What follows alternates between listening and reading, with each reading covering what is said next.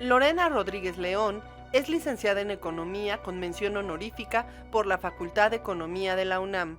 Obtuvo el grado de maestría en Historia con mención honorífica de la Facultad de Filosofía y Letras de nuestra universidad. Actualmente es candidata a doctora en Historia por la Freie Universität de Berlín, donde investiga las relaciones transpacíficas y los procesos de globalización temprana en el campo de la historia global. Ha realizado estancias de investigación en Filipinas y España. Desde el 2020 y hasta finales de 2023 fue la secretaria general de la Facultad de Economía. Cuenta con una antigüedad académica de 18 años en la UNAM. Desde el 2020 es la directora de la revista Economía Informa. Actualmente es directora de la Facultad de Economía de nuestra universidad.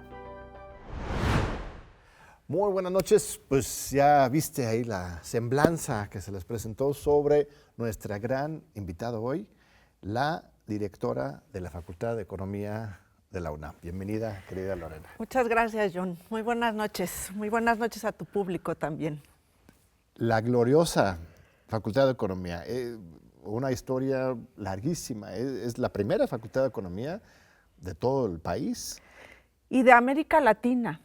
Es interesante porque la Facultad de Economía, que en realidad nace como en un primer momento como una parte de la Escuela de Jurisprudencia, que es cuando se hace ya evidente que el país necesita profesionistas que estén abocados a las cuestiones de la planeación, la política económica, etcétera. Pues entonces, como parte de la Escuela Nacional de Jurisprudencia, pues sale el primer plan de estudios de la Facultad de Economía, cuando Narciso Bassols, ¿no? Estaba ahí en la Escuela Nacional de Jurisprudencia. Y entonces, a partir de eso, 1929, un año muy convulso para el mundo en su conjunto, por supuesto también para México. Estamos en un momento muy particular de la historia de México. Estamos, pues bueno, han quedado ya atrás estos años muy turbulentos de la revolución, la lucha entre las facciones revolucionarias. Entonces, la construcción de las instituciones del México moderno, precisamente de esa época, y en el contexto internacional, pues la gran crisis, ¿no? El crack de la bolsa en Estados Unidos. El mismo año, claro, en 29. el año 1929, que es una de las crisis más grandes y catastróficas que el sistema capitalista había tenido, y en ese sentido, pues bueno, no solo afecta a los Estados Unidos, que es donde inicia, ¿no? la crisis, sino que esta crisis, que además la gran depresión de los 30, pues es algo que impacta a las economías de prácticamente todo el mundo. Y en ese sentido, México, atravesando por este momento también muy particular de su historia, se hace evidente la necesidad, ¿no? de profesionistas que estén enfocados, como ya lo decía, en las cuestiones pues de la política económica, la planeación económica, etcétera. Así es que es una historia pues muy larga, la de nuestra facultad, la primera en México, la primera en América Latina, y que se ha caracterizado en toda su larga historia, que justo el año pasado estuvimos en los festejos y en la conmemoración de los 95 años. Wow. Sí, la verdad es que tuvimos ahí varias actividades, porque es importante, es parte también de todo este legado, de esta importancia que tiene la facultad a nivel de la universidad, pero también a nivel del país, porque como sabemos, bueno, pues muchas personas que posteriormente se integraron al ejercicio público, etcétera, pues eran egresados de nuestra facultad. Es lo que te iba a decir, siempre un compromiso con la economía pública, ¿no? Con el nacionalismo. Bassols mismo era un pensador crítico muy fuerte. Y muy interesante ese mismo hecho que surja de una escuela de derecho, de jurisprudencia, o sea, siempre con esa vocación por la intervención social del Estado, pues, ¿no? Y de la economía social solidaria, o sea, siempre ha tenido ese sello crítico, progresista, ¿no? Sí, sí. Sí, definitivamente yo creo que, como te mencionaba, la Facultad de Economía se ha caracterizado por su pluralidad, es decir, bueno, dentro de la ciencia económica, por supuesto que hay diferentes corrientes, teorías, aproximaciones. Y en el caso de nuestra facultad, ese sello de la pluralidad, esa visión también crítica, ¿no? Yo creo que ha sido muy importante porque eso nos ha permitido formarnos también en estas tradiciones que lejos de la ortodoxia, ¿no? O sea, privilegian la visión plural, crítica, pero también de una formación muy comprometida con los grandes retos nacionales, ¿no? Con los de la propia disciplina, que en sí mismo ya son retos muy grandes, pero además con esos grandes retos nacionales y pues bueno, también eso no lo puedes abstraer del contexto internacional en el cual nos desarrollamos y bueno, estos 95 años, por supuesto que han sido pues, un siglo XX pues muy turbulento, ¿no? Con muchos acontecimientos a nivel interno, pero también a nivel internacional y enfrentarte a esos retos desde haciendo análisis desde la economía, pues por supuesto que siempre estás pensando en cómo mejorar esas condiciones de la sociedad, de la población, ¿no? Pensar en los grandes retos que tenemos como la pobreza, la desigualdad, etcétera. Bueno, la coyuntura ahorita está bastante caliente, intensa.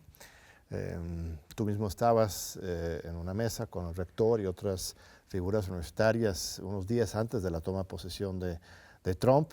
Tomamos una postura clara de defensa de la soberanía nacional, de defensa de la vocación humanista de la universidad y tu papel en particular de director de Facultad de Economía, hablando de este tema de pues, la amenaza de aranceles, pues amenazó, bueno, firmó en realidad el orden ejecutivo aplicando los aranceles, luego unos días después hablaron él y la presidenta Claudia Sheinbaum, lo retiraron, amenaza con volver a ponerlos al 1 de marzo, ¿no?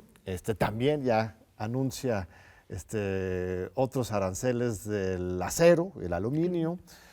¿Quién sabe si realmente lo haga o es solamente un chantaje político? Yo creo que no hemos visto esto comúnmente, de utilizar la guerra económica para lograr fines políticos, geopolíticos. Por lo menos recientemente no ha sido el caso. Si se aplicaran estos aranceles, sí estaríamos en un escenario de crisis económica inmediata en México. O sea, ¿entramos en recesión o tenemos los resortes para resistir eso? Sí, a ver, justo lo que tú mencionabas, en esa conferencia donde participamos con algunos colegas, ¿no? El director de Ciencias Políticas, estaba también Mario Luis Fuentes del patronato, estaba Tamara Martínez, estaba William Lee, en la mesa, por supuesto, el rector, el doctor Lomelí. En esa mesa pues se abordó precisamente el tema de la toma de posesión de Trump, su segunda ocasión en la Casa Blanca, y entonces era desde una perspectiva multidisciplinaria, pero pues también los temas que estaban por supuesto en el centro era el tema de la migración. Algunas semanas antes de que terminara el año, la rectoría, el rector Leonardo Lomelí había firmado un acuerdo, ¿no?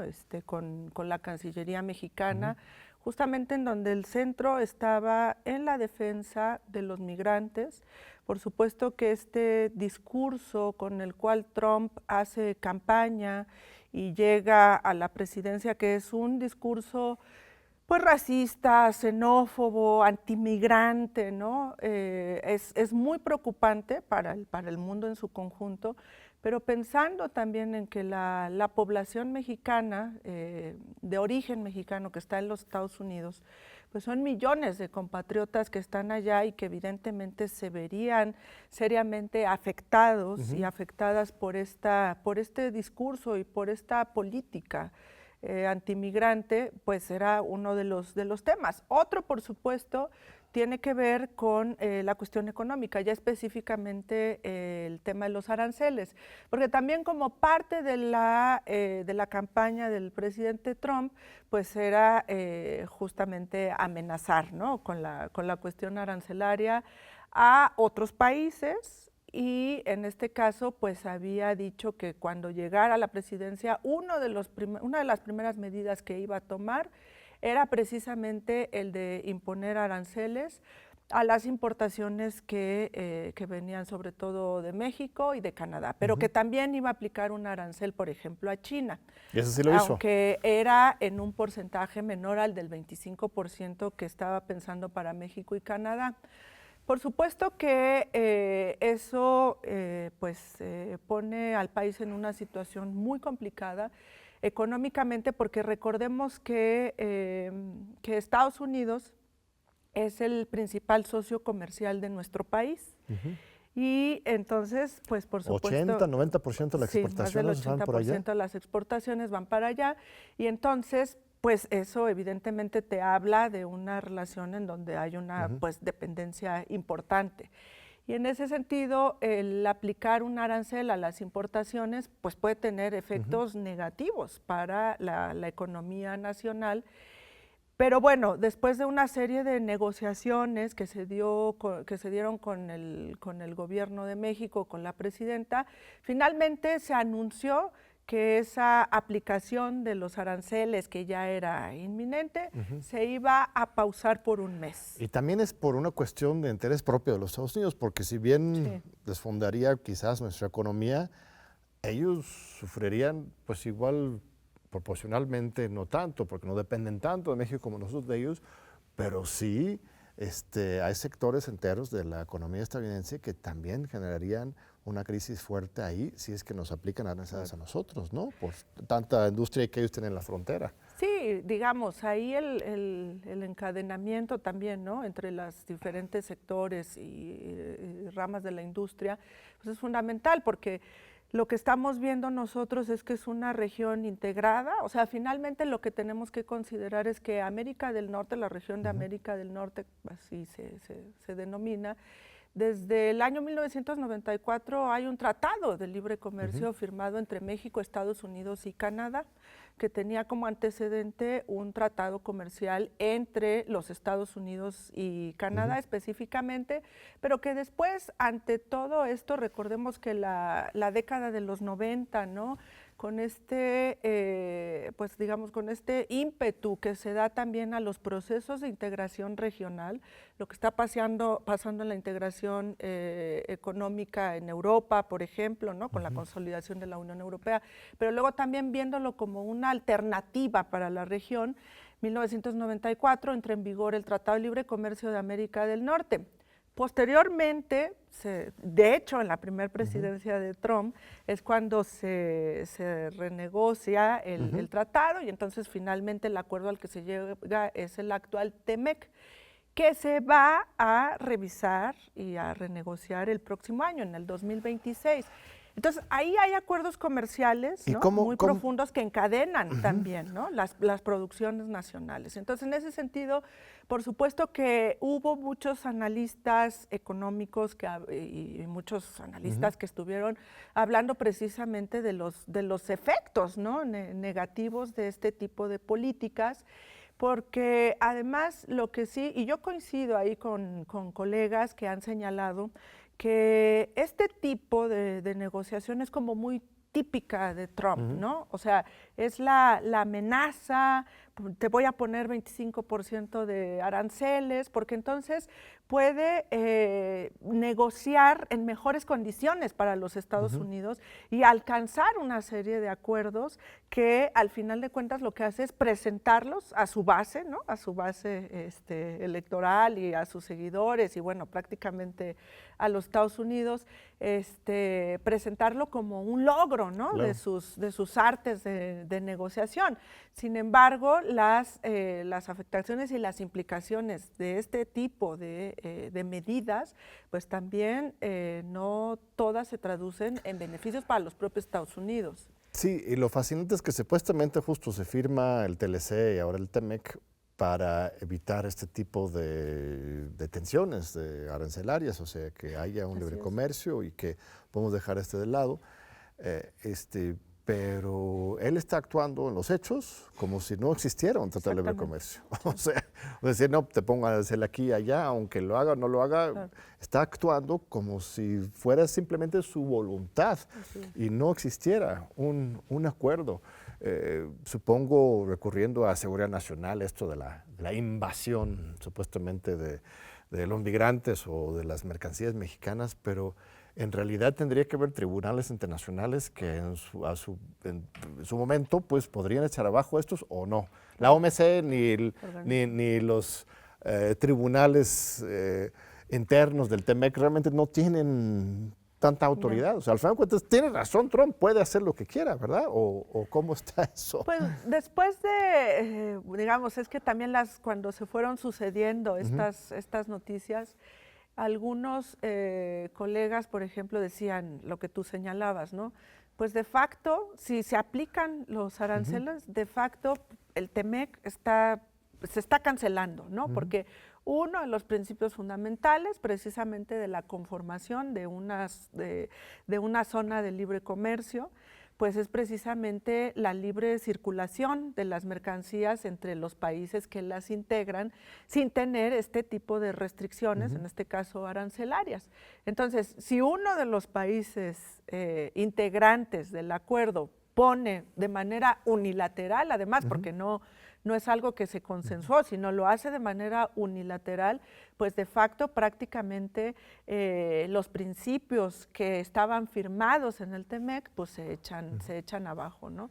Entonces, bueno, estamos en un escenario muy complejo, o sea, el mundo está en un escenario muy complejo, pero evidentemente para nuestro país es aún más complicada la situación, por lo que mencionábamos, el alto grado de concentración de la economía mexicana con la economía estadounidense, por un lado también no solo en términos del movimiento de las mercancías, sino también de los encadenamientos productivos, pero también todo el tema, ¿no?, de las y los migrantes, que justo lo que mencionábamos en esa mesa que referíamos al principio de esta conversación, pues hablábamos de que también los efectos de aplicar esta política antimigrante de expulsión, persecución, en clara violación a los derechos fundamentales humanos, pues también tienen una serie de implicaciones económicas. Claro. ¿Por qué? Porque también esas personas migrantes son fuerza laboral, ¿no? Es decir, están trabajando en los Estados Unidos, también pagan impuestos, seguridad social, etcétera. Entonces, eso evidentemente también tiene un efecto negativo sobre la economía estadounidense. Te voy a interrumpir un segundito, Lorena. Perdón, estimada directora, pero nos están llamando a corte. Vamos a 2 minutitos a un corte comercial pública de promoción de la misma UNAM, el TV UNAM. No tenemos patrocinadores privados aquí, pero ahorita regresamos para continuar con este diálogo muy importante con la directora de la Facultad de Economía, la doctora Lorena Rodríguez. No se vayan. Continuamos, aquí estamos con la doctora Lorena Rodríguez, directora de la Facultad de Economía. Gracias, Lore. Perdón por interrumpirte en el segmento anterior. Para terminar con el tema de la integración económica entre Estados Unidos y México, hay algo fascinante que ha ocurrido. En 94 hubo un levantamiento zapatista, la izquierda en general en México estaba en contra del TLC, decían que era una sentencia de muerte para la economía nacional, ¿no? Creo que en cierto sentido se cumplió en términos de ese mal augurio con el tema de la migración. Empezaron a salir entre medio millón y millón de migrantes del campo mexicano a los Estados Unidos entre 95 y 2005. Sí fue un impacto fuerte. Pero ahora la izquierda política ya ni cuestiona, ¿no?, el TLC, ¿no? Aunque ahora la presidenta está hablando sobre sustitución de importaciones, política industrial, cosas que no se han hablado desde hace mucho tiempo, ¿no? En general, esto del libre comercio ya es un hecho, pues, ya no es una causa, el nacionalismo económico para México en particular, o el proteccionismo más bien, porque el nacionalismo mexicano sí, pero el proteccionismo ya no es una cosa válida hoy en México. ¿Cómo explicas esa transformación, pues, de que la misma izquierda está ahora a favor del TEMEC, ¿no? Bueno, yo creo que ahí es importante considerar, ¿no? Estamos en un momento en el que también, si tú recuerdas, todavía el año pasado había muchas investigaciones y en muchos foros se hablaba, por ejemplo, del nearshoring, ¿no? Y entonces esta oportunidad que tenía México ante esta relocalización de la producción, en cómo las cadenas de valor también, a partir de las afectaciones que se habían exacerbado, por ejemplo, con todo el tema de la pandemia, ¿no? Esa relocalización, pues finalmente podía ser una oportunidad para México. Y entonces, ¿cómo puede ser una oportunidad para México? Sobre todo se planteaba pues en la necesidad precisamente de aprovechar ese momento económico particular de la economía global para que a partir de una producción de mayor valor agregado, ¿no? mayor valor agregado a dar mayor valor agregado a las mercancías, pues entonces eso podría traducirse en beneficios para la propia economía, ¿no? mexicana, y eso también pasaba por todo un tema pues de incorporar innovación, tecnología, ¿no? etcétera, a las cosas que se producen. Entonces, en ese sentido, lo que nosotros estamos viendo es que, en efecto, en el 94, sobre todo en este contexto, ¿no? en el cual parecía estaban los grandes defensores de la globalización, ¿no? porque la globalización era el mundo que deseable, porque eso iba a tener beneficios para prácticamente para todas las personas, y entonces los beneficios iban a llegar, ¿no? a los diferentes sectores de la sociedad. Si tú recuerdas, también fue un momento en el cual, como ya tú lo mencionabas, pues muchos críticos de la propia globalización lo manifestaron de forma contundente. Tú recordarás, por ejemplo, esa cumbre de la Organización Mundial de Comercio que tenía como objetivos, bueno, que más bien se iba a celebrar en Seattle y que entonces llegó ahí una serie Fue por ahí en de… 98, en el 99. Entonces llegaron una serie de grupos de la sociedad civil que se oponían, ¿no? De diferentes sectores, campesinos, sindicatos, etcétera. Hasta les decían los globalifóbicos, ¿Tú ¿no? recuerdas ese término, no? O sea, que ahí se acuñó el término de los globalifóbicos porque haciendo alusión a que, pues bueno, que eran personas que se oponían al progreso, ¿no? Y que se oponían a todo este discurso y a esta concepción de la globalización como algo que puede beneficiar a todos. Entonces, ese es un contexto muy particular. El contexto en el que estamos viviendo actualmente, en efecto, de lo que nosotros hablamos es que a partir de esta cuestión de la relocalización, de que haya mayor valor agregado nacional, ¿no? para las mercancías que se producen, y esa integración con la economía internacional, pero desde una situación distinta, ¿no? Es decir, no solo como el país maquilador que ensambla cosas, ¿no? Sino realmente cómo desarrollar una industria nacional con valor agregado, ¿no? Y eso pues significa también lo que tú ya mencionabas, ¿no? Una política industrial detrás de todo eso, ves ¿no? Planeación, una política industrial. Ves a la presidenta Sheinbaum con esa voluntad, lo que es, creo que se llama el Plan México, ¿no? O se ha presentado en… impulsando en ese sentido, pues, sí. Sí, exactamente, ¿no? Tanto en el Plan Nacional de Desarrollo como en la presentación del Plan México, pues precisamente tiene que ver con eso, ¿no? ¿Cómo está pensando el gobierno, ¿no? que tendría que funcionar la economía mexicana? Y entonces estamos ante una situación tanto nacional como internacional muy distinta a la de esa década de los 90s, en las cuales pues durante mucho tiempo, por ejemplo, ni siquiera se habló de la necesidad de que existiera una política industrial, ¿no? En este sentido, pues nosotros lo que estamos viendo es que ante esas oportunidades, ¿no? que puede tener el país, pues por supuesto que haya una estructura de políticas públicas, de un programa, ¿no? que vincule además no solo, o sea, tiene que vincular diferentes sectores, porque si estamos hablando de innovación, innovación, de ciencia, tecnología, pues ahí también, por ejemplo, la parte del sector educativo es fundamental y la articulación entre los distintos sectores. Ahora, tú has estudiado este tema de la globalización, bueno, de la preglobalización. Bueno, globalización temprana. Temprana. Bueno, es que yo recuerdo muy bien estos debates de los 90s, la gente decía, mira, se llama globalización ahora, sí, pero desde el inicio del colonialismo, desde la conquista de las Américas, ¿no?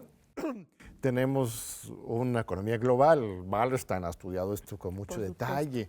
Pero obviamente hay cosas nuevas y sobre todo ahora, como señalas, ahora ya hay una desglobalización, en cierto sentido. No sé si sería un término correcto, pero por lo menos ya se está dividiendo otra vez en bloques económicos, la fuerza económica de China, los BRICS, Brasil, India, etcétera. O sea, algo nuevo está pasando en el mundo, ¿no? Sí. Sí, tienes por supuesto una reconfiguración, ¿no? del mapa geopolítico y geoeconómico.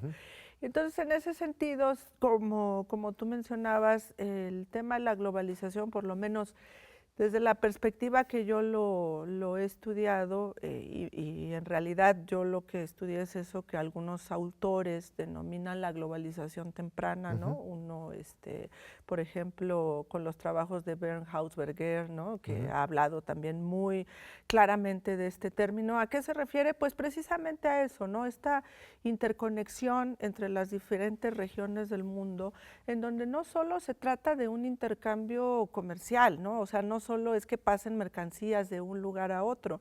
Como uno de los autores que también han estudiado mucho esto, y para el periodo específico que yo estudiaba, que era precisamente siglo XVI, XVII. Más antes. Exacto, ¿no? Tú referiste precisamente el tema de la colonización, América, etcétera, porque hay, por ejemplo, autores como Gruzinski, este historiador francés muy connotado y que se ha dedicado también a estudiar todo el tema del mestizaje, ¿no? La mundialización ibérica que él llama.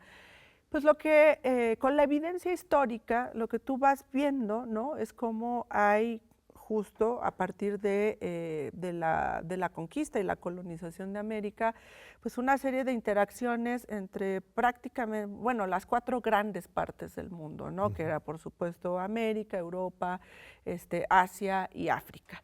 Y entonces la conexión no va solo en si hay intercambio de mercancías, que lo hay, que es evidente, muchos productos americanos llegan, por ejemplo, a Europa, donde no se conocían, se empieza a crear también ahí un mercado, ¿no? Para algo que antes no existía, y en el caso de América también, ¿no? Hay ciertos productos que, por supuesto, pues se comercian y se trasladan de manera mucho más intensa, como son los metales preciosos, la plata, etcétera.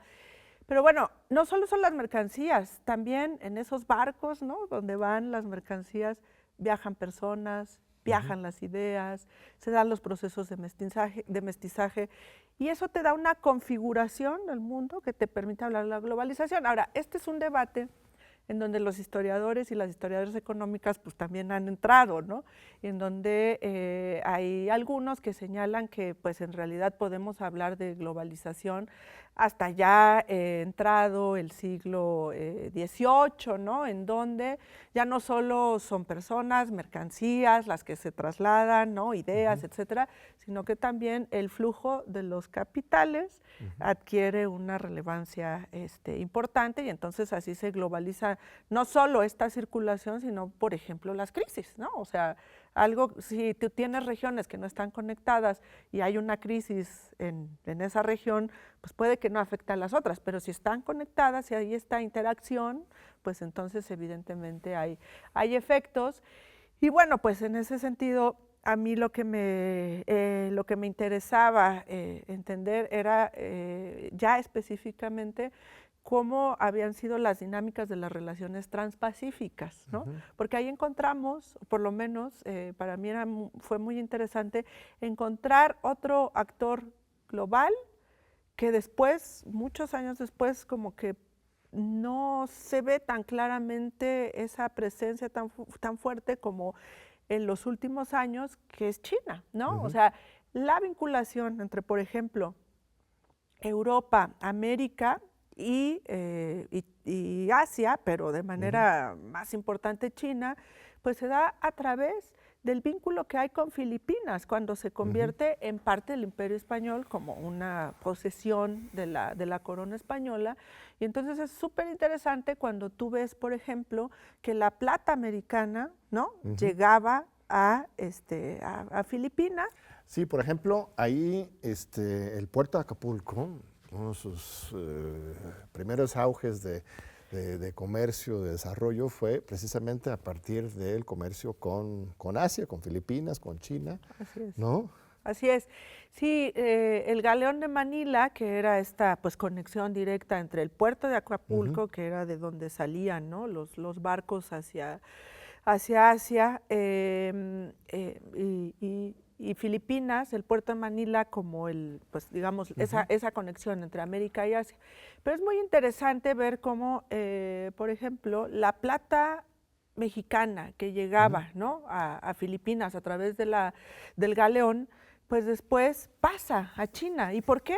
Porque en realidad hay un comercio muy intenso entre China, pero no solo China, porque también están, por ejemplo, lo que hoy es Indonesia, ¿no? La propia India, que están llevando una serie de mercancías hacia Filipinas, porque después esas mercancías se embarcan y se trasladan hacia América y muchas de ellas van a pasar hacia Europa. Es decir, es un tráfico muy intenso, además muy complejo, porque es un tráfico pues, que puede tardar meses, pero luego esa plata americana la encuentras circulando en China como moneda de cambio, ¿no?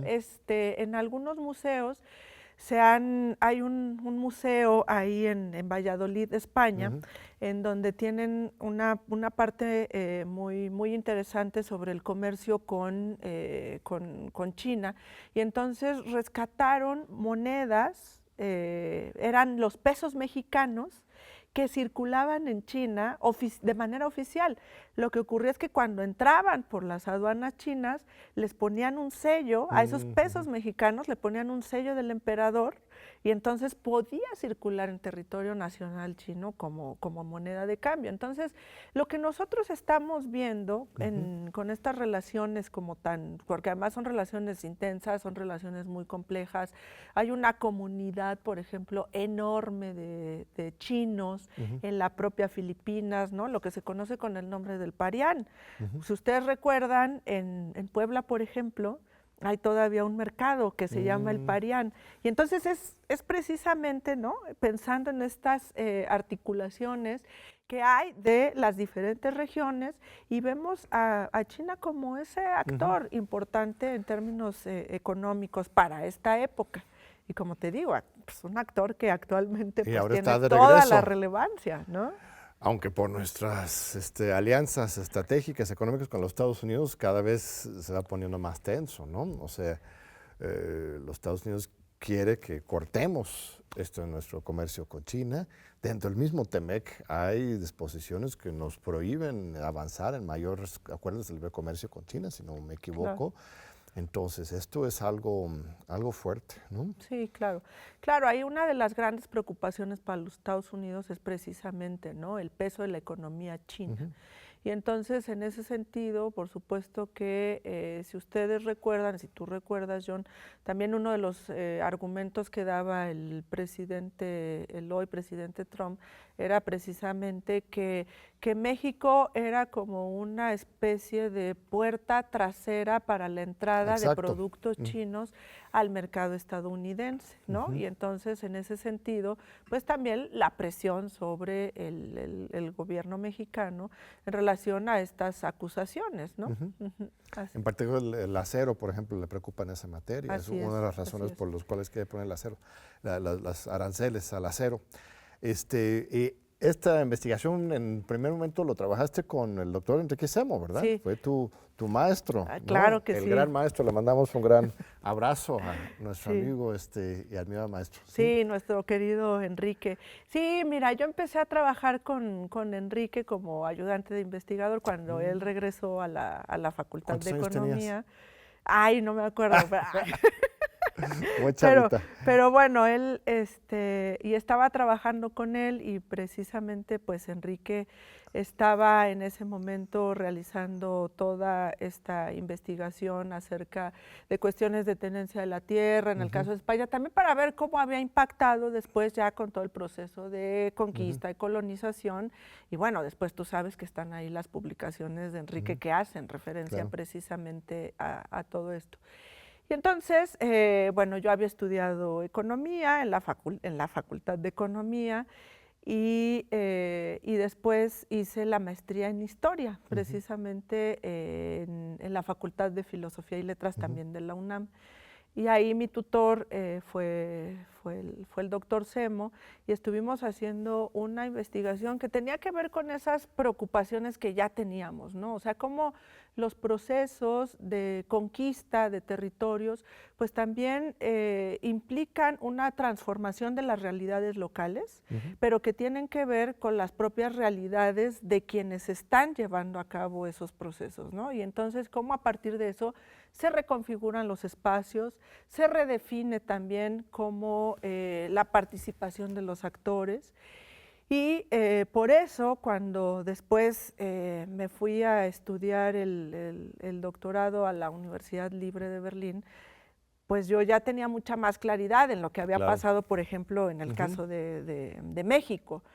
Pero a mí me interesaba mucho saber qué es lo que había ocurrido con esa conexión con Asia, ¿no? Porque para poder entender el mundo de, pues ya a finales del siglo XVI, del siglo XVII, que además configura muchas cosas, pues era también importante ver esas vinculaciones. Y bueno, pues aunque durante mucho tiempo Filipinas también administrativamente depende de la Nueva España, es decir, de México, pues a veces es una historia que no está tan al alcance, tan conocida. Y es una realidad bien interesante, ¿no? Muy bien. Lo que pasa ahí.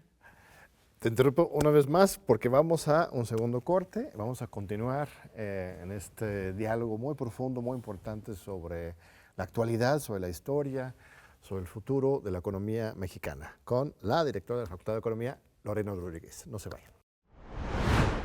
Seguimos aquí con la doctora Lorena Rodríguez, directora de la Facultad de Economía, la gloriosa Facultad de Economía de la UNAM, aquella facultad que dirigió en su momento Ifigenia Martínez, paz descanse. Así es. Pues perdimos a ella también a otros grandes intelectuales de estos últimos años, Adolfo Gili, Enrique Dussel, Pablo González Casanova, que toda una generación increíble. ¿Qué huella dejó Ifigenia en la facultad? En general también cuéntame de ser mujer economista, todo bien, el mundo estaba viendo unas estadísticas, solamente como la cuarta parte de los doctorados en el mundo hoy son de mujeres, sigue siendo una profesión muy patriarcal, ¿no? Masculinizado, para decirlo más neutralmente. Cuéntame un poco, sí. Sí, bueno, pues, a ver, el legado de la maestra Ifigenia es fundamental en nuestra escuela. Creo que ella, como tú mencionaste, pues fue la primera mujer en dirigir la Facultad de Economía. Eso fue en el año 1967. A ella le tocaron, por supuesto, pues momentos muy, muy convulsos, ¿no? A ella le toca, por ejemplo, el momento en el cual el ejército entra a Ciudad Universitaria. Siempre lo contaba ella con mucho humor, como la caracterizaba.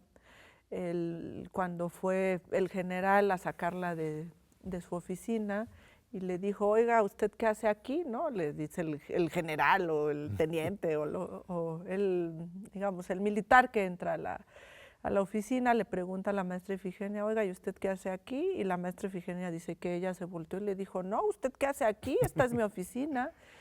Pero bueno, detrás de eso, pues un acontecimiento lamentable, ¿no? Reprobable, la detención de sus estudiantes y la maestra Ifigenia en ese momento en solidaridad con sus estudiantes y también, pues, digamos, en el cuidado de su propia comunidad, ¿no? De solidarizarse con su comunidad estudiantil, pues se sube también al camión donde llevaban a los estudiantes y pues se la llevaron a ella también, ¿no?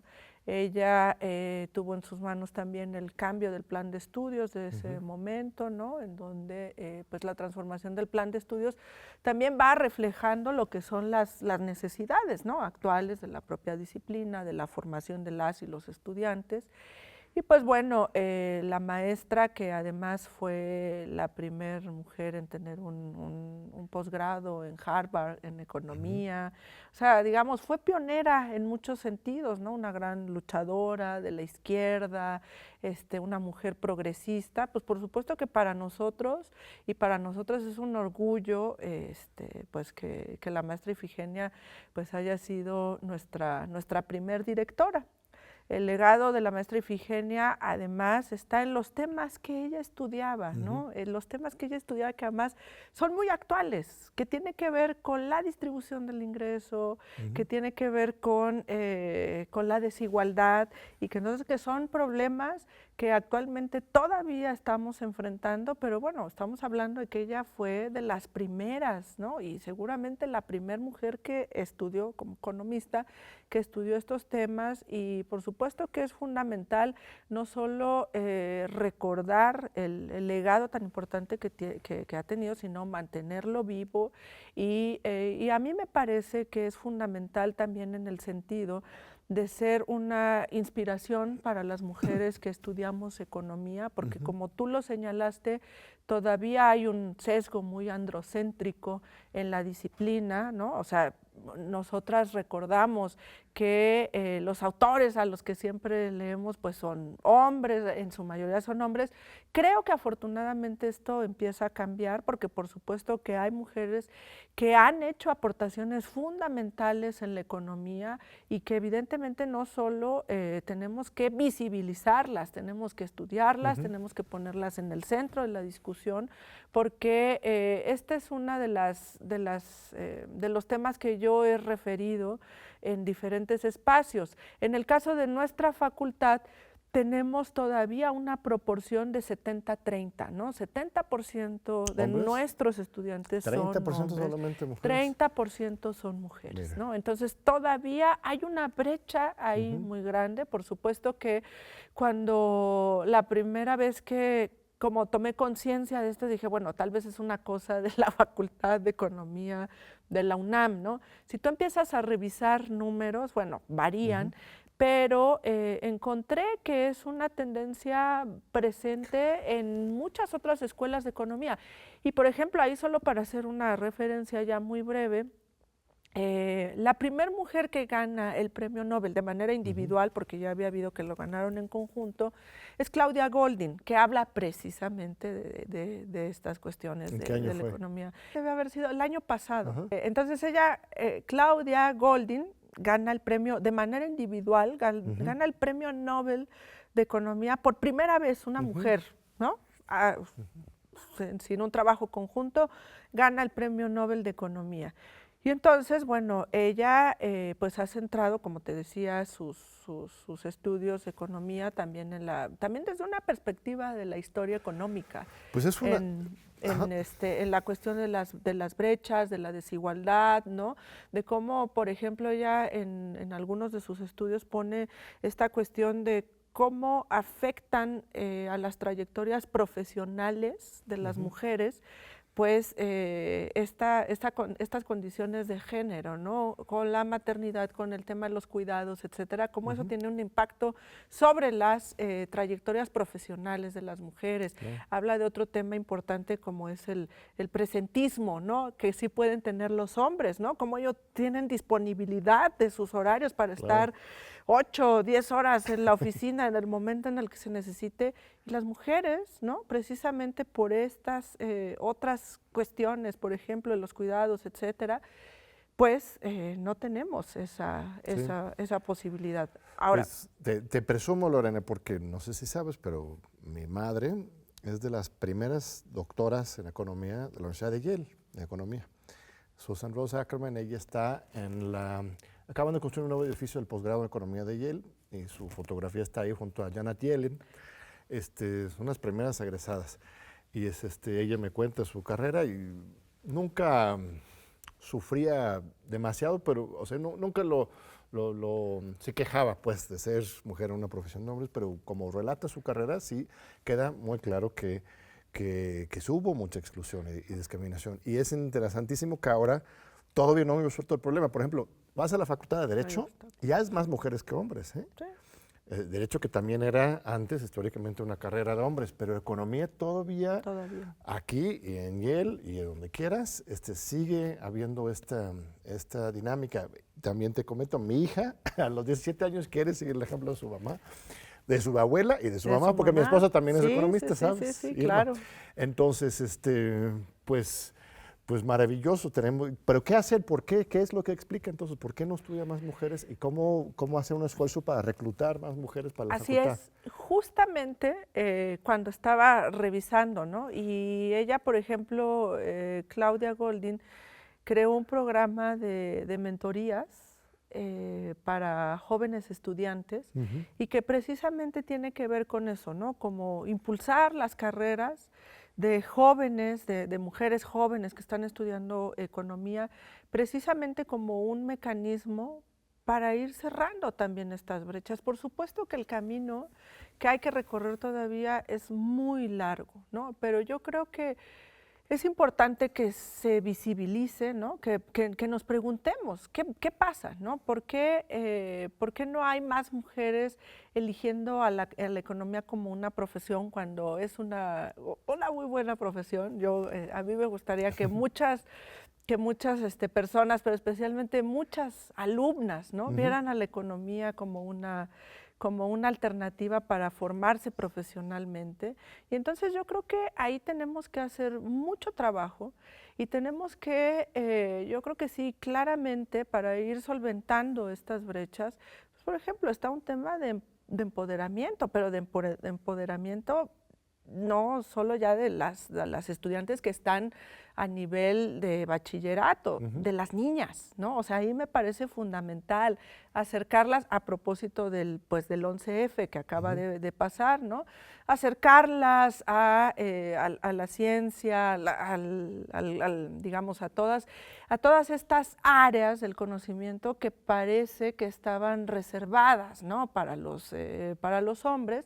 Y yo creo que ahí hay que romper todos esos estereotipos. Por supuesto que estamos hablando de un cambio fundamental también a todos los niveles, pero yo creo que desde las universidades también tenemos que insistir de manera importante en las políticas afirmativas, ¿no? En ir generando condiciones en las cuales en realidad se promueva la igualdad y por supuesto la no discriminación, ir cerrando las brechas.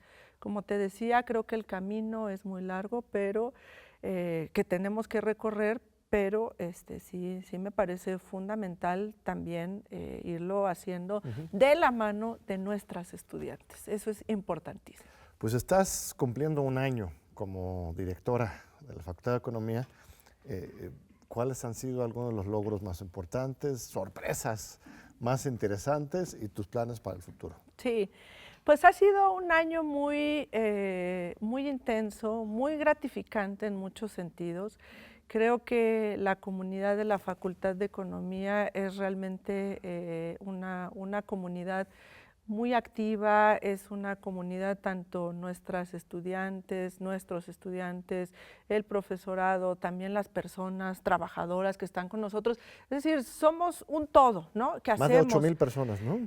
Sí, más de 8,000 personas. Tenemos 7,135 estudiantes de los diferentes niveles, es decir, del sistema escolarizado, de la división del sistema de Universidad Abierta de Educación a Distancia y también del posgrado. Somos una comunidad, creo que muy, como ya mencionábamos, muy plural, muy crítica, muy comprometida. Y entonces, bueno, pues eso se refleja también en las actividades, ¿no? En los foros, en las discusiones que estamos teniendo.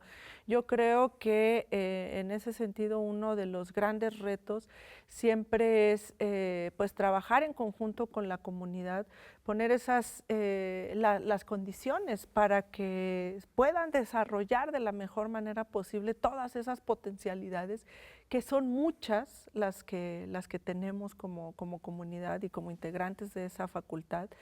Creo que otro de los temas importantes es precisamente poner en la agenda nacional la voz de la Facultad de Economía y en los diferentes sectores, no es exclusivamente en el sector público. Tenemos muchas y muchos egresados que están en el sector privado, por ejemplo, y que también están haciendo un gran trabajo, o en la academia, es decir, en los diferentes sectores, pero convertir a la Facultad de Economía una vez más como ese referente del estudio de la economía a nivel nacional y por supuesto también internacional, creo que es muy importante.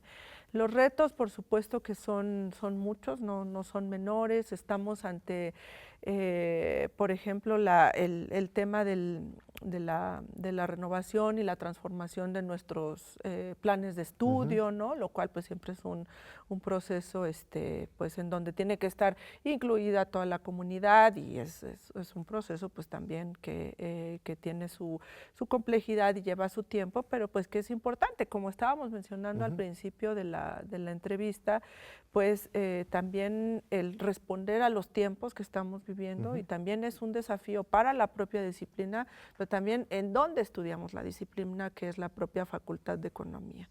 En ese sentido, creo que, por supuesto, crear pues un sentido no solo de pertenencia, sino también con la propia universidad, con la propia facultad, sino de comunidad, porque al final, al ser parte de una comunidad integrada, pues entonces también los proyectos en conjunto pueden salir de mejor manera. Tienes muchos años como profesora y como funcionaria, fuiste secretaria general antes, nos conoces muy bien dentro de la facultad. Los estudiantes, ¿dónde ahora, cuando salen de la facultad, sobre todo trabajan en el sector público o privado? ¿Cómo está? ¿Está más o menos mitad-mitad? Sí, ahí está. La verdad es que nuestras y nuestros egresados tenemos, como ya te decía, muchos van al sector público, otros también están en el sector privado, en empresas, etcétera, y algunos se dedican a la academia, ¿no? Entonces tenemos ahí como diferentes salidas profesionales, ¿no? Y en ese sentido es donde nuestras y nuestros egresados se colocan. Pero bueno, yo creo que también retomando un poco lo que tú decías de los retos, en el plan de trabajo que yo presenté hay una serie de ejes, ¿no? O sea, en los cuales está pues centrado las propuestas que, como ya te decía, tiene que ver con generar estas condiciones para que tanto el profesorado como el alumnado puedan desarrollar de la mejor manera posible pues sus diferentes actividades.